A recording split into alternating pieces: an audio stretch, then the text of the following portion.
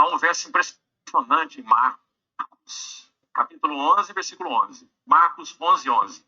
Olha o que acontece lá. O Senhor acaba de entrar em Jerusalém com aquele hosana ao rei que vem em nome do Senhor, chamada entrada triunfal, aclamado como rei. Não é assim? Na sequência, de novo, não há interrupção. Marcos 11. Ele entra em Jerusalém aclamado, vai ao templo e calado. Podemos imaginar que ele se assenta, porque ele permanece ali um bom tempo, de acordo com o relato. E Marcos vai usar a expressão assim, tendo observado tudo. O quê? Um serviço promíscuo, vendilhões, Tá vendo? Jesus Cristo. Ele senta ao templo, religião, e fica observando. O quê? Mazelas, usando o nome do pai dele. E isso é diferente hoje? Não. Quando você fala da igreja no endereço tal, a denominação tal, é a mesma coisa. Jesus Cristo é o primeiro a dizer isso e se prolifera igrejas por aí, igrejas. Só tem uma igreja verdadeira, é a de Cristo e é espiritual.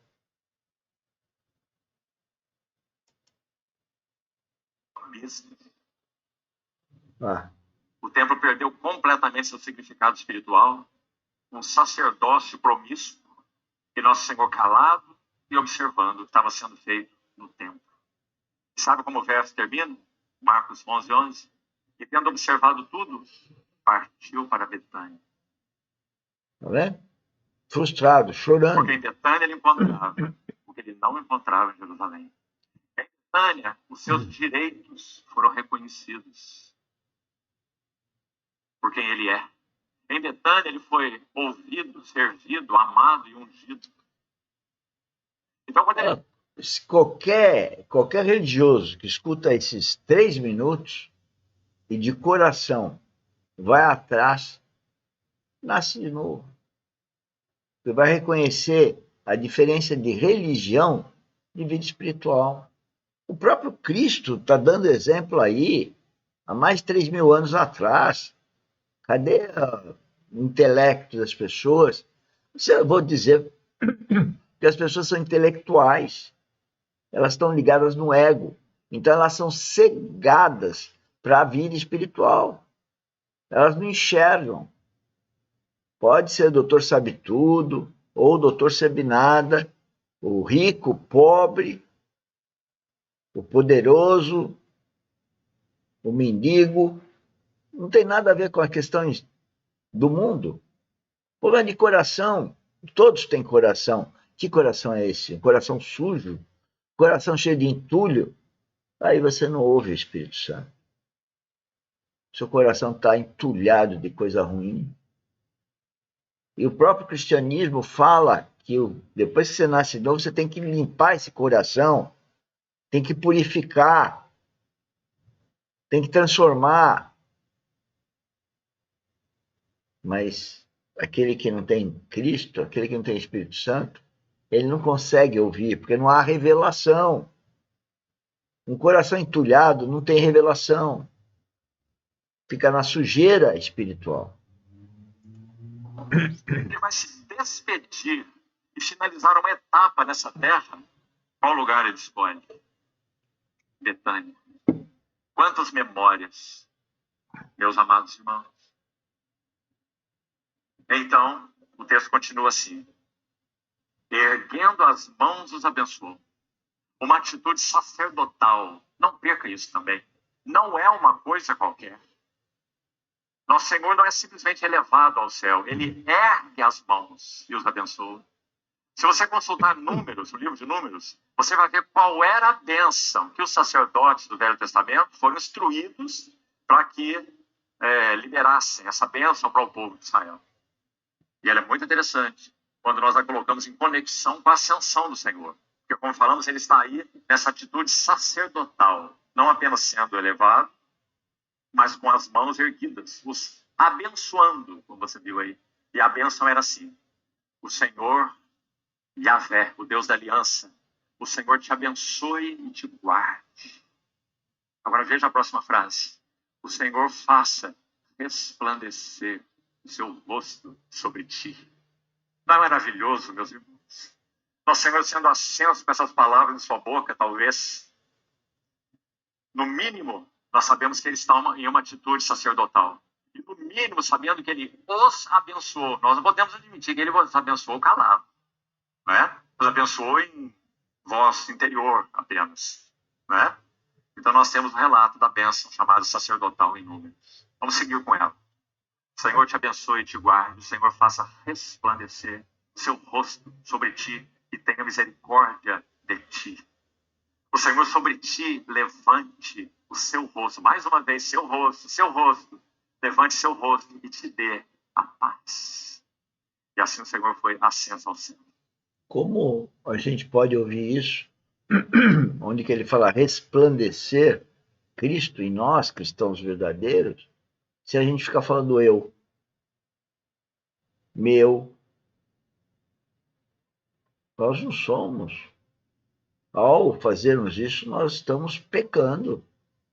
Falamos que somos cristãos e agimos como anticristo. Se é para resplandecer Cristo, então sou eu, é Ele, é nós. E eu fazendo o que Ele me manda e Ele me mandando. Então é nós. Estamos ouvindo o que o Espírito fala? E Cristo falou isso.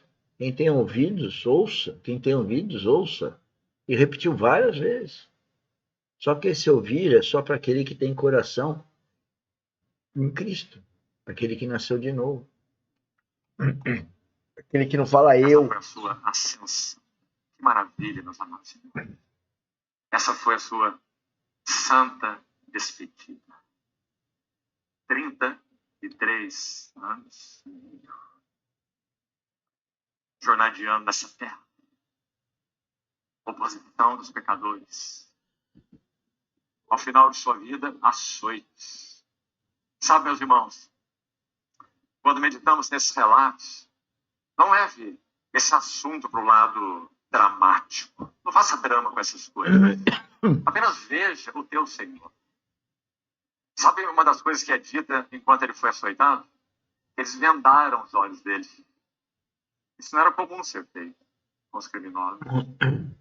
Eles queriam infligir sofrimentos muito graves a Jesus.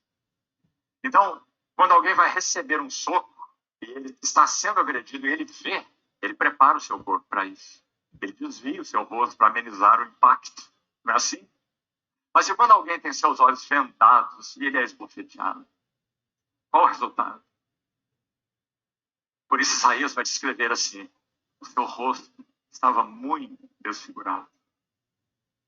E há uma versão que diz assim: ele nem mesmo parecia um homem.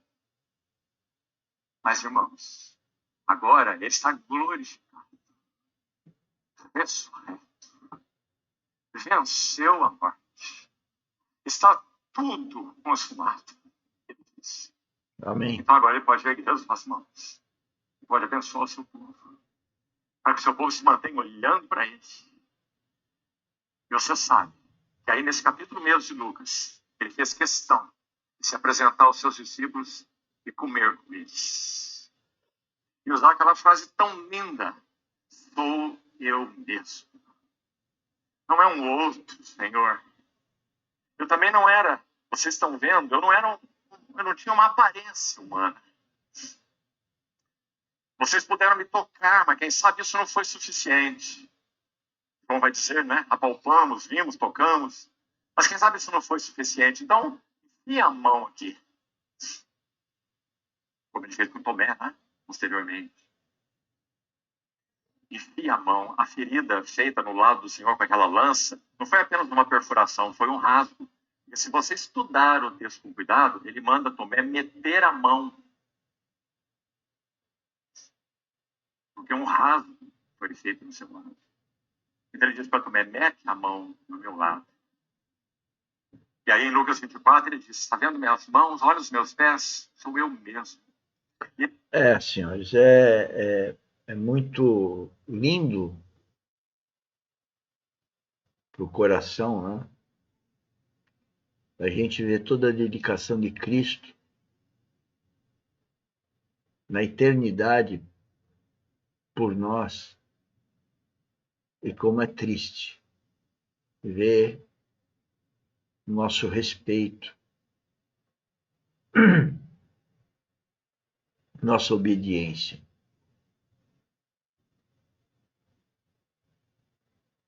por Ele. Ele fez tudo, nós que não fazemos a nossa parte adequadamente. Nós que não entendemos que temos que nascer de novo.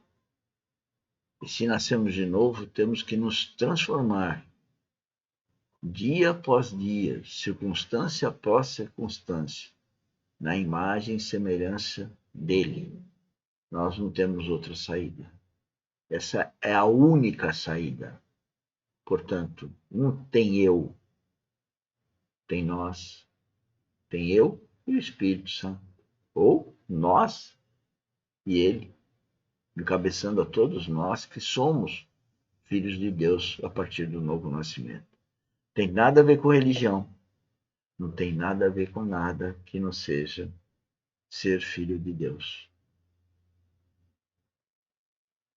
Divulgue o nosso trabalho, participe da nossa academia, tá? E propaguem o que ele pediu para nós. Falar dele. Você vai numa festa, vai no almoço, você vai no jantar, vai viajar, fale de Cristo, de coração, não como religioso, e que você vai ver a vida dele em você. Isso é muito bom. Tchau.